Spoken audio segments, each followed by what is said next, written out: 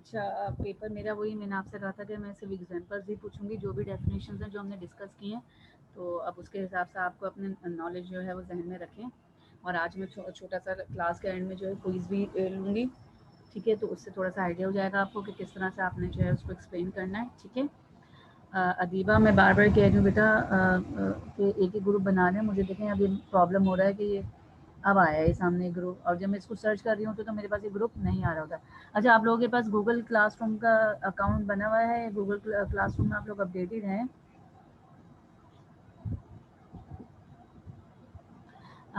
अदीबा, ये मैं अभी एक लिंक, ये एक पासवर्ड भेज रही हूँ, ज़रा देखना ये तुम्हारे पास गूगल क्लासरूम में ये ऐड हो रहा है या नहीं हो रहा, ठीक है? तो ये ज़रा मुझे बताओ। नेट चल रहा है ना आप लोगों के पास?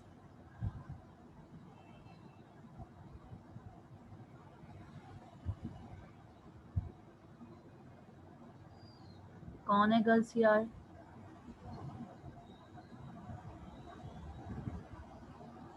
अच्छा, मैंने अभी ये भेजा है। तुम्हें ज़रा लिंक ज़रा मुझे बताना कि तुम्हारे पास ये फ़ाइल ओपन हो रही है क्विज़ की, असाइनमेंट की।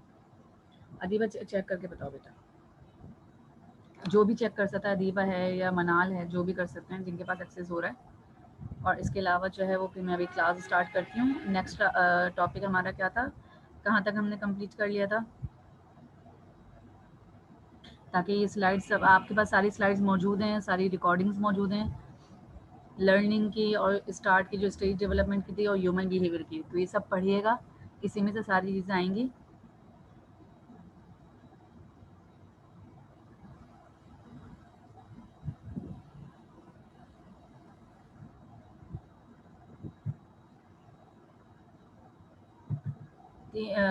लर्निंग है, ह्यूमन बिहेवियर है, और स्टेजेस ऑफ डेवलपमेंट। और ये आज इमोशंस वाला जो है ये पूरी स्लाइड्स में आज आपको फॉरवर्ड कर दूंगी, ठीक है? ये अब आप लोग अपनी प्रिपरेशन इसके हिसाब से करें। इन्हीं में से जो है वो आपका मिड टर्म आएगा, और बहुत रिलैक्स होकर काम कीजिएगा। कोई ऐसी जो है चीज़ें नहीं हैं जो हमने डिस्कस नहीं की हैं, ठीक है? अब मैं ज़रा शेयरिंग पे लगा रही हूँ क्लास।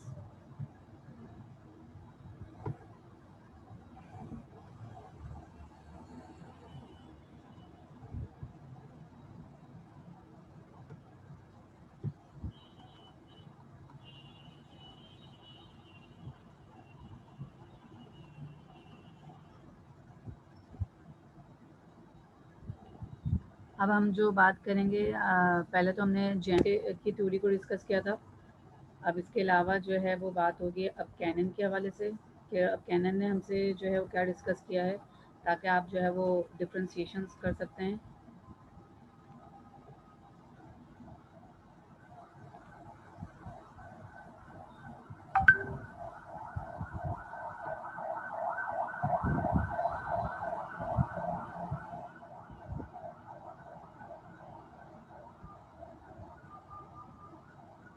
अच्छा, अदीबा ज्वाइन हुआ है तो वहाँ असाइनमेंट नज़र आ रहा है जो मैंने 2 दिए हैं?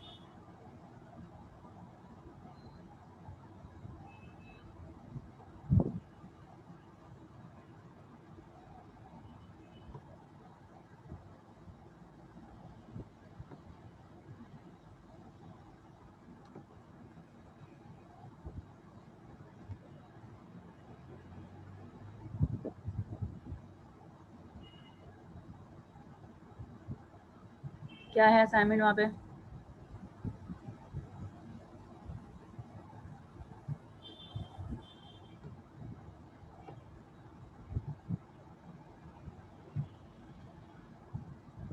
ठीक है, यानी कि अब आप लोग जो है वो उसको डायरेक्ट ज्वाइन कर सकते हैं। ये मैंने लिंक भेजी है, लेकिन अभी करने की ज़रूरत है, जब मैं आपको बताऊँगी तो जब कीजिएगा, ठीक है?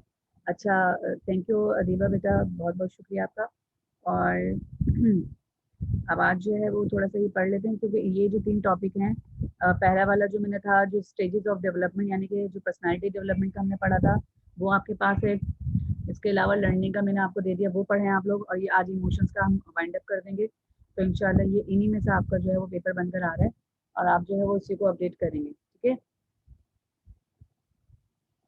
बिल्कुल, दोनों ये जो हैं अब आपके पास हैं। अब वहीं पर आप जॉइन करेंगे तो वहीं पर आप ऐड होते चले जाएँगे, ठीक है ना? ताकि आसानी हो जाएगी हमें कि वहाँ पर आराम से हम जो है वो, बिल्कुल, ये यही इमोशंस को जो है इसी तरह आपने जो है वो एग्ज़ाम्पल के तौर पे जो है मुझे पेपर्स में भी देना है, ठीक है?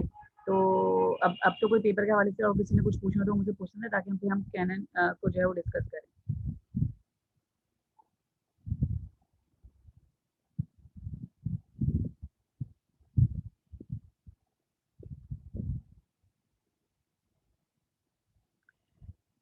Cannon and later another psychologist, Philip Barth, conclude that body arousal and emotional experience occur simultaneously. Simultaneous का मतलब होता है कि डिफरेंट तरीके से या डिफरेंट सिचुएशन से एक्सेजरेट कर रहा होता है, ठीक है ना। तो साइकोलॉजिस्ट जो होते हैं, जो कैनन थे, यानी कि अब जेम्स और कैनन के जो डिफरेंशिएशन आ रही हैं। आवाज आ रही है मेरी सबको?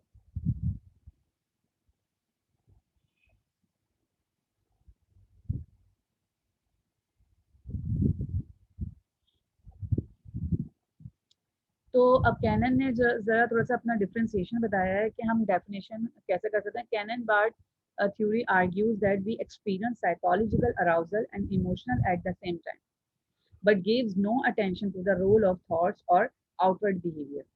यानी कि ये बताने का मकसद ये है कि जैसे जेम्स कहने लगे कि उन्होंने कहा कि जब जब you walk alone in the dark night and then you feel heart beating for someone footprints wise, so how to react? So first you have to react, uh, you have to realize in physical existence, like your heart is breathing or heartbeat is fluently. So how and that time then you give the message in your mind, and then it will be realized for that, okay, which emotions will be aroused, means fear, happy and anything. तो उससे ये decide हुआ कि पहले you feel physically, then you come out the message in your mind. So but at the other hand, on other hand, Cannon-Barth theory argues that first, both emotions, both criteria will be aroused at same time. Means heart breathing is on that time, and also give the message on mind on same time, and then you realize fear emotions will be realized. So it will be necessary for that कि क्या दोनों चीजें एक साथ arouse कर रही हैं या हमें उसको डिफ्रेंशिएट करना है। यानी कि क्या जेम्स कह रहा है कि पहले आप डरते हैं, आपका फिजिकल जो है वो एग्जिस्टेंस सामने आता है कि आपकी हार्ट बीटिंग हो रही है, फिर उसके बाद आप जो है वो, जैसे अभी मैं लास्ट उसमें बताती हूँ, जो हम कॉमन सेंस थ्योरीज के हवाले से पढ़ रहे थे, तो कॉमन सेंस थ्योरी को जेम्स ने और कैनन ने इसी तरह से बताया है कि जेम्स ये कह रहे थे कि अगर आपको इवेंट होता है तो उसका अराउज फर्स्ट क्या होता है कि पहले इंटरप्रेट करते हैं हम उस अराउजल को, फिर उसके बाद वो जो है वो एक्सपीरियंस इमोशंस डिक्लेयर करता है। यानी कि आप देखें, इवेंट हुआ, अराउज हुआ, फिर इंटरप्रिटेशन हुई, फिर इमोशन हुआ। यानी कि पहले आपने उसको समझा और फिर उसके बाद जो है वो इमोशन जाहिर हो रहा है कि भाई डर है, खुशी है या क्या है। जैसे यहाँ पर ये बता रहे थे कि जी गाड़ी आ रही है, अब एकदम सामने जो बंदा आ रहा है उसने पहले रिएक्ट किया तो उसकी हार्ट बीटिंग तेज हो गई, तो उससे जो है वो अब वो खौफ हो गया। तो यानी कि पहले उसने फिजिकली, तो क्रिटिज्म क्या आ रहा है कि जेम्स कह रहे थे कि आपने जो है वो इंसेप्शंस करना है, साइंटिस्ट कह रहा है कि जी आपने इंसेप्शंस करना है, और कैनन जो है वो एम्फोसाइज कर रहा है कि विस कह रहा है, यानी कि पहले दोनों चीजें जो है वो एक साथ ही जो है वो डेवलप होती हैं। तो अब यहाँ पर जो हमने बात की थी कि जो कैनन एग्जामिन कर रहा है कि आप जो है वो सेपरेट नहीं कर सकते स्पाइनल कॉर्ड और वेगास नर्व्स को, आपको दोनों के एक साथ ही लेकर चलना पड़ेगा कि दोनों चीजें एक साथ ही रिकमेंड हो रही हैं। तो इसमें थ्योरी फेस कर रही है कंट्रोवर्सी को, यानी कि फायरमैन बैरेट ने भी, जेम्स ने भी, पैट्रिस ने भी उसको थ्योरी को जो है वो इलेक्ट्रॉनिकली रिस्पॉन्स किया है, ठीक है। अब यहाँ पर बताने का मकसद ये था, अब यही चीज ये कह रहे हैं कि जी अब यहाँ पर कैनन ने कहा कि इवेंट हो रहा है और दोनों चीजें एक साथ हो रही हैं, यानी कि हार्ट बीटिंग भी हो रही है और इमोशन भी डायरेक्ट डायरेक्ट जाहिर हो गया। यानी इतना टाइम नहीं लगा कि पहले आप उसको इंटरप्रेट करेंगे, फिर डिसाइड करेंगे और फिर उसके बाद जो है उसको रियलाइज करेंगे। अब जरा इसको ये देखते हैं, जैसे अब ये यही एग्जाम्पल जेम्स ने दी थी और ये एग्जाम्पल हमें अब कैनन दे रहे हैं कि अगर आप walking down a dark valley alley late at night and you hear footsteps behind you and you begin to tremble, कांपने लग जाते हैं, your heart beats faster then your breathing depend, यानी कि बहुत दिल डूब रहा होता है। At the same time as this psychological changes occur you also experience the emotion of fear, यानी कि फौरन ही आपका जो है वो सामने जाहिर हो गया। अब जेम्स ने क्या, कैनन क्या कह रहा है जी, दोनों चीजें। जेम्स कह रहा है कि पहले आपने गाड़ी को आते हुए देखा, आपको डर लगा, देन आपने खौफ को जाहिर किया। कैनन ने अब इसको क्या बात की, जरा कैनन को देख लें आप।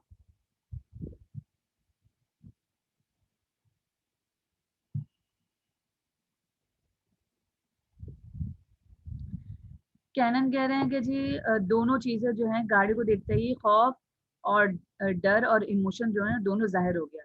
और जबकि जेम्स के हिसाब से ये चीज है, तो ये अब समझ में आ गया कि दोनों का थ्योरी सामने आ गया, दोनों का नजरिया सामने आ गया, और दोनों कैसे कैसे डिस्क्राइब करने के मीन्स हमें जो है वो हर एक दोनों को डिफाइन करने के लिए जो है वो चीजें डिस्क्राइब करनी पड़ रही हैं, और दोनों थ्योरी और दोनों नजरिए को सामने आपने रख भी दिया।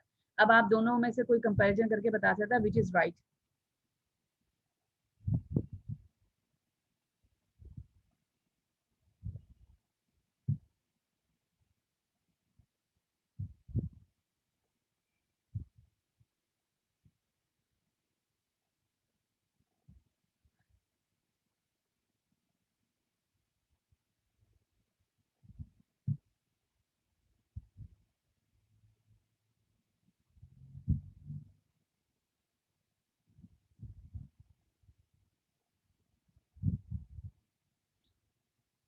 तो आप कैसे एग्री करते हैं कि जी।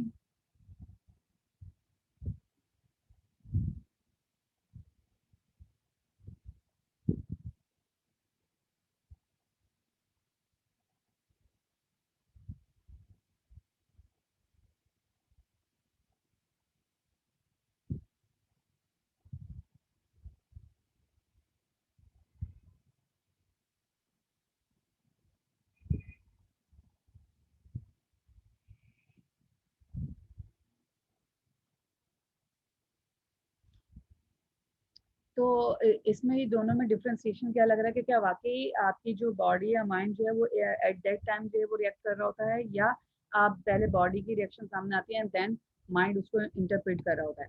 अब एक्सप्लेनेशन क्या थी, इसका क्रिटिज्म क्या था, कैनन बैट थ्योरी कह रही है कि आप जो है वो accurate in rejections of James के ऊपर बात कर रहे हैं कि साइकोलॉजिकल अराउजल जो है वो अकेले नहीं आता।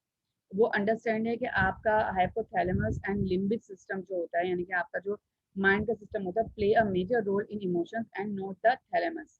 यानी कि आप सिर्फ थैलेमस की बात नहीं कर रहे होते, आपका लिम्बिक सिस्टम भी जो है वो इस चीज को और जो है वो कंट्रोल कर रहा होता है, यानी कि बॉडी का भी और माइंड का भी। तो एक्सप्लेनेशन क्या थी इसकी, कि इमोशनल जो है वो स्टेट कर रहा है psychological reactions work independently but are triggered by the same nerve impulse simultaneously, यानी कि आपके उसी वक्त जो है वो ट्रिगर कर रहा होता है आपके नर्व सिस्टम के ऊपर। Cannon and Bard view that we experience emotion normally because they believe emotions occur separately forms the body's arousal, यानी कि बॉडी के सारे इमोशंस, यानी कि ये बताया गया है कि हर चीज जो है वो आपके बाय हार्ट और बाय माइंड जो है वो फिक्स्ड है।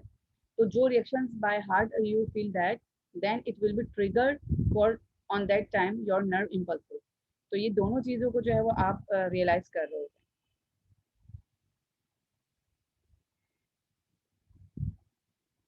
तो which one you feel better, canon theory is better or james?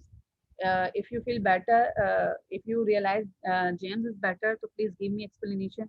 यानी कि तुम्हें क्या लगता है सबको, अगर कोई मुझे मनाल या अफसा ये बताएं कि जेम्स जो है वो राइट कह रहे हैं या कैनन की थ्योरी जो है वो राइट रिप्रेजेंट कर रही है। कोई भी बता सकता ही ना।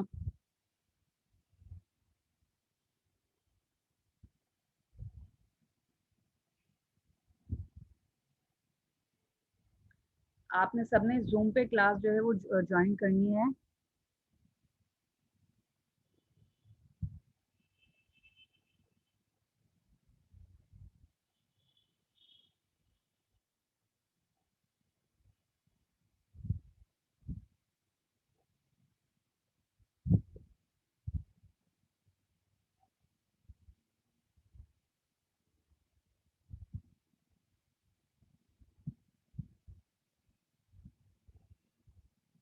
और ये जो गूगल लिंक भेजा है इस क्विज के लिए, ठीक है जी। तो ज़रा इस चीज़ को कंसिडर करें। हाँ जी मनाल।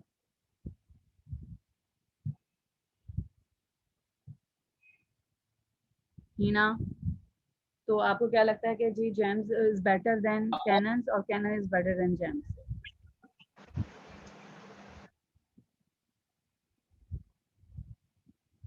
ओके, मतलब आप कैसे उसको एग्जांपल से शो करेंगी कि अगर हिना जेम्स की थ्योरी राइट है तो क्या हम पहले हम फिजिकली उसको फील करते हैं देन हमारा माइंड उस इमोशन को रियलाइज करता है?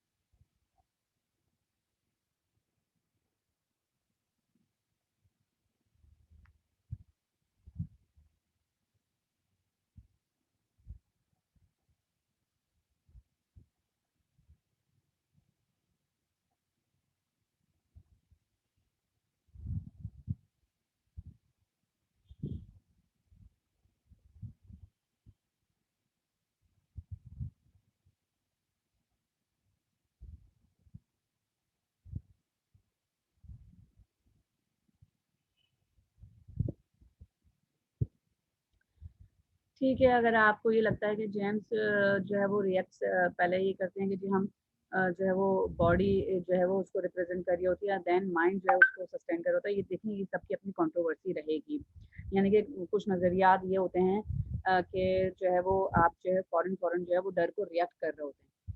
तो ये रिएक्ट करना ही असल में जो है वो आपका माइंड सेट कर रहा होता है। तो आइदर यू आर जो है shivering, either you are triggering, either you are fearing, it depends on the situation कि what's your body and what's your emotions will be occur in same times. So at that time you feel realize कि आपको ये realise करना है कि कौन सा emotion जो है वो जो है वो डिफाइंड हो रहा है।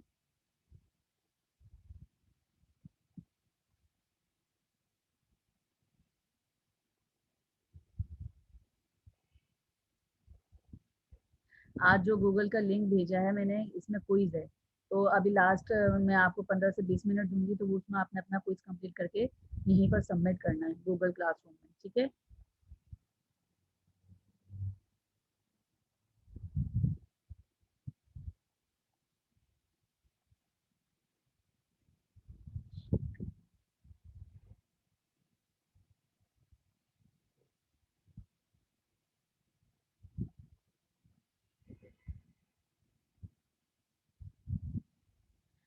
अच्छा, अक्सर ये पेनिंग सिचुएशन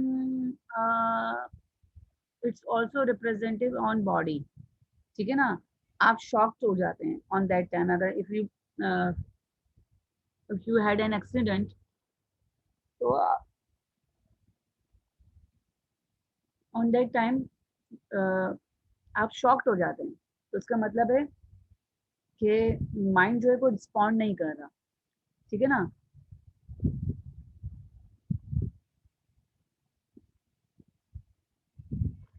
वर्क क्या है जी? वर्क पर करना है जो कोई से है आज का। वर्क मीन्स अदीबा क्या कह रही हैं आप? जी 15-20 मिनट में ही करके उसको सबमिट करना है, ये क्विज नहीं, ये असाइनमेंट नहीं, क्विज है। असाइनमेंट तो मैं हर क्लास में आपको देती जा रही हूँ कि लव के ऊपर, इमोशंस के ऊपर, या जो भी था मैंने हर क्लास में आपको देती आई हूँ, ठीक है? गूगल पे ही सबमिट कर दें आप, जाहिर सी बात है आप वर्ड पे ही बना के भेजेंगी।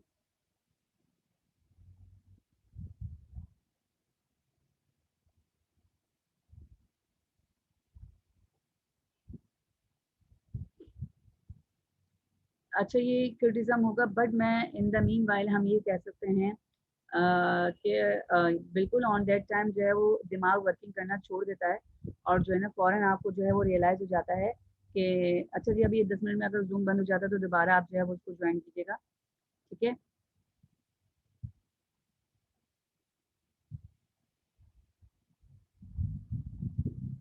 जी बिल्कुल, दोनों को यूज़ करने होंगे। तो ये क्रिटिसिज्म तो रहेगा कि साइकोलॉजिकल अराउजल जो है वो अकाउंट फॉर इमोशंस के लिए है, और इट इज़ अंडरस्टैंड दैट कि यानी कि वो ये कहते हैं कि जेम्स की रिजेक्शन जो थ्योरी है वो ये कहते हैं कि दोनों चीज़ें जो है साथ-साथ रिएक्ट करती हैं, यानी कि आपकी साइकोलॉजी भी, आपका माइंड भी और आपका बायोफिजिकल भी जो है वो साथ-साथ जो है वो हो रहा होता है। समटाइम्स अब आपने कहा कि पेन बाद में फ़ील होता है लेकिन माइंड उसको पहले रिकॉग्नाइज़ करता है। ठीक है ना? तो ये भी बात की बात होती है। अच्छा जी, अब स्केचर सिंजर ये भी कह सकते हैं, सिंगर थ्योरी भी कहा जा सकता है। तो स्टैनली स्केचर, क्योंकि इसकी जो HTER है तो उसको इसी तरह हम पढ़ेंगे, एंड जर्नल सिंगर, यानी कि ये लोग भी दो जो है वो थे 1962 में, were the first who focused on the role of cognition and emphasized that we identify the emotions we are experiencing by observing our environment and comparing ourselves to others। यानी कि इन्होंने इमोशंस को एक्सपीरियंस किया, observe किया through environment, और फिर compare किया अपनी ज़ात से और दूसरों से। लेकिन इन लोग इनका क्या काम था, ज़रा फोकस्ड क्या किया था इन्होंने, कॉग्निशन को फोकस्ड किया था। तो ज़रा अब इसको डिस्कस करते हैं कि जी कॉग्निशंस को क्या डिफाइन किया है। According to this theory and event causes psychological arousal first.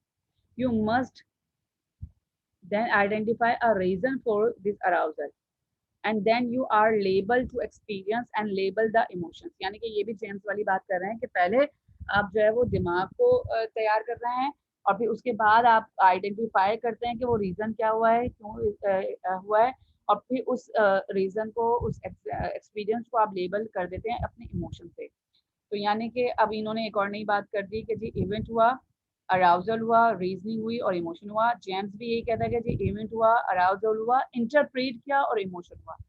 जबकि कैनन्स क्या कह रहे हैं, जी इवेंट है और डायरेक्ट इमोशंस और जो है वो चीज़ें जो हैं, देखें ये हम कोई साइंस नहीं पढ़ रहे, हम वही पढ़ रहे हैं कि जो हम बिहेवियर को जो है जज कर रहे होते हैं। अब इसका मतलब है कि डिपेंड करता है हर एक के ऊपर कि जो इवेंट को ले रहा है, फिर उसको अराइज होता है, फिर उसकी रीजनिंग होती है, फिर आप उस इमोशन को जांचते हैं।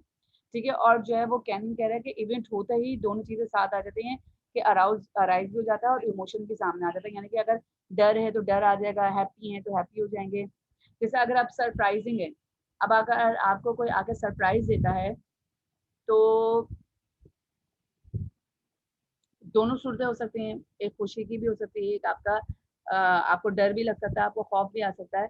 तो ये अब डिपेंड करेगा कि आप उस बंदे को देख के या उस चीज़ को देख के आप सरप्राइज हुए तो क्या सिचुएशन है।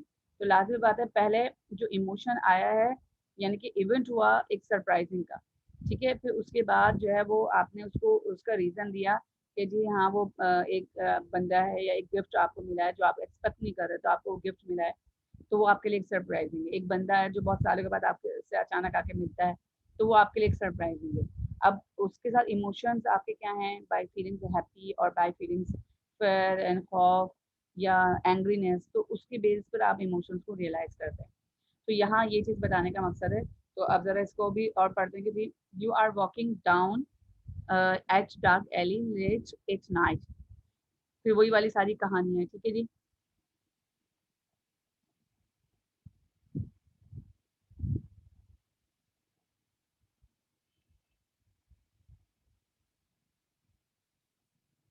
अब यहाँ पर यहाँ तक जो बात हुई थी कि जी your heart beat faster and you breathing deep, चलो शुरू से पढ़ लीजिए। You are walking down at dark alley light late night at your footsteps behind you and you begin to tremble, ठीक है जी। Your heart beat faster and your breathing depends upon nothing, this arousal you realise that it comes fuel, that you are walking down a dark alley by yourself, this behavior is dangerous and therefore you feel the emotion of fear. यानी कि ये एक अच्छा बंदा जो है, जो सोच समझ रखने वाला है, उसे पता है कि अगर मैं जो है वो लेट नाइट बाहर निकली हुई हूँ या निकला हुआ हूँ और मुझे पता है कि जी ये डेंजरस है, ऑलरेडी ये डर हमारे जहन में होता है, मतलब बताने का मतलब ये है कि ये हमारे दिमाग में होता है, लेकिन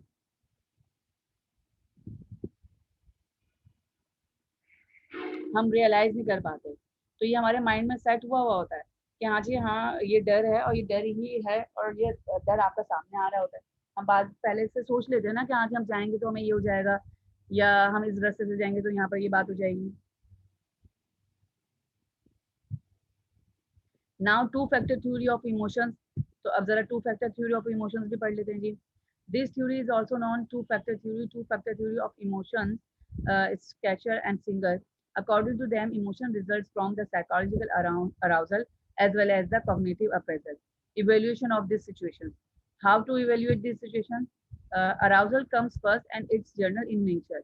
According to Stanley Sketcher, an experience of emotion is the joint effect of psychological arousal and cognitive appraisal as both parts are necessary for an emotion to occur। यानी कि आपका जो साइकोलॉजिकल और कॉग्निटिव, कॉग्निटिव मैंने आपसे बताया था कि एक्शन का रिएक्शन करते हैं, हम इंटरेक्ट कर रहे होते हैं। अगर मैं आपको डांटूंगी तो आपका इंटरेक्ट होगा डर वाला, शर्मिंदगी वाला या खामोशी वाला। ये तीनों आपकी जो है वो मेरे साथ इंटरेक्ट हो जाएंगी इमोशन। ठीक है ना। तो ये कॉग्निटिव है कि एक्शन का रिएक्शन देना, नाराजगी का नाराजगी, हैप्पीनेस का हैप्पीनेस, ठीक है, और हेट का हेट, जॉय का जॉय। तो ये सारी चीजें वेरी करती हैं आपके इमोशंस के ऊपर। ठीक है।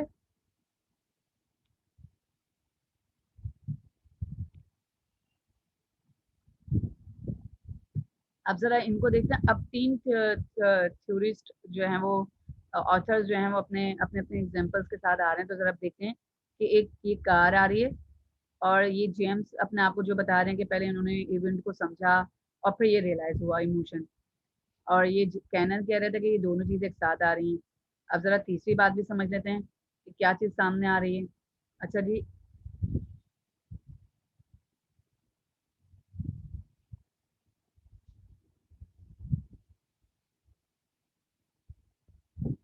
अब जेम्स का ये आपके पास ये वाला पोर्शन है, ये कैनन का पोर्शन है और ये स्केचर का पोर्शन है। स्केचर भी ये कह रहा है कि जी यहाँ पर पाउंडिंग ऑफ हार्ट हो रहा है, ये भी पाउंडिंग ऑफ हार्ट है, ये भी पाउंडिंग ऑफ हार्ट है, इनके दिल डूब रहा है किसी तालाब में। ठीक है। अब यहाँ पर जो है इन्होंने कहा कि फॉरेन इमोशंस भी आ गया। वो ये कह रहे हैं कि जी पहले इंटरप्रेट होगा फिर इमोशन आएगा। इनका भी यही है कि जी कॉग्निटिव एक्शन होगा फिर जो है वो रिएक्शन आएगा। अब जरा देख लेते हैं हम कि यानी कि यहाँ पर ये कह रहे हैं कि जी पहले कॉग्निटिव यानी कि उसको एक्सपीरियंस किया, उसका रीजन देखा और फिर उसके बाद यहाँ पर ये चीज जो है वो सामने आ रही है। ठीक है। तो ये आपके पास आ गई। ये आपने इस तरह से एग्जांपल से बताना है मुझे कि अगर मैं कोई चीज आपको डिफरेंशिएट करके पूछ रही हूँ तो आपने ये चीजें जो है क्लैरिफाई करके बतानी है कि जी ये किस तरीके से हो रहा है। तो एट्रीब्यूशन क्या है? The labelling of arousal depends on the attribution which is the processes of identify the cause of some events. People may attribute their psychological arousal to different emotions depending on the available information, especially about the situation। यानी कि यहाँ जो बात हो रही है वो situations के ऊपर हो रही है कि जी एट्रीब्यूशंस क्या क्लियर हो रहे हैं कि आप कैसे जो है वो लेबलिंग अराउज कर रहे हैं, कि आइडेंटिफाई कर रहे हैं इवेंट्स को, कि डिफरेंट इमोशंस आपके सामने। जैसे मैंने आपसे कहा कि मेरे डांटने से कौन क्या फील करता है। तो मेरे डांटने से हो सकता है किसी को वाकई जो है समझ आ जाए कि मिस ने सही बात पर डांटा है तो उसको सही करेंगे। कोई जो है वो उसको ये कहेगा जी हाँ इनकी तो आदत है बोलने की, तो बोलती रहती है, समझा देंगी, कोई मसला नहीं। ठीक है। तीसरा ये कहता है, उसको फील होता है कि हाँ जी मुझे डांटा गया है तो मेरी डिसरिस्पेक्ट हुई है। तो ये सारी चीजें जो है वो डिपेंड करता है psychological arouse to different emotions और depending on the available information specially about the situation. यानी कि वो एक्सीडेंट की सिचुएशन ही डर वाली है तो डर ही आएगा, और दोनों जो है वो अंडरस्टैंड है कि हाँ जी अब इससे बचना है और इसके लिए निकलना कैसे है, कॉमन सेंस इसमें हमें क्या कह रहा है। ठीक है। तो जेम्स और स्केचर जो कहते हैं कि जी पहले आपने रीजनिंग तलाश करनी है फिर माइंड जो है वो उस इमोशन को नाम डिसाइड करता है। जबकि कैनन कह रहा है कि ऑन दैट स्पॉट आपका माइंड उस इमोशन को नाम दे चुका होता है कि जी आप डर रहे हैं। ठीक है जी। तो ये एट्रीब्यूशन से भी आपको बात समझ में आ गई है।